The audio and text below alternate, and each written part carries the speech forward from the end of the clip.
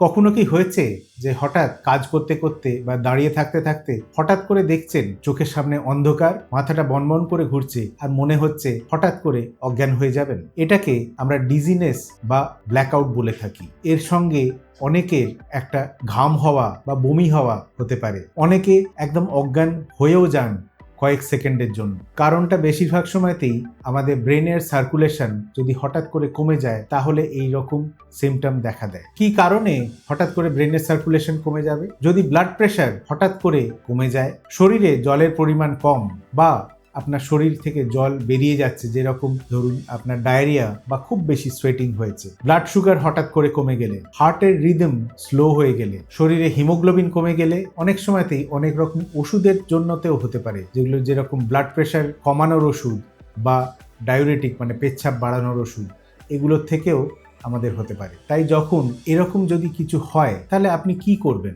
যেখানে আছেন, যেরকম আছেন সেখান থেকে বসে পড়ুন বা শুয়ে পড়ুন, কারণ শুয়ে পড়লে আপনার মাথার সার্কুলেশন অনেক ইমপ্রুভ করবে। পায়ের দিকটা যদি কেউ তুলে ধরে থাকে বা কোনো জায়গায় তুলে রাখার ব্যবস্থা করা যায় তাহলে ব্রেনের সার্কুলেশন আরো ইমপ্রুভ করতে পারে। জল খাওয়ার পরিমাণ বাড়িয়ে দিন, নিঃশ্বাসটা ডিপ আর রেগুলেটেড থাক, তাহলে দেখবেন আস্তে আস্তে এই প্রবলেমটা কমে যাচ্ছে।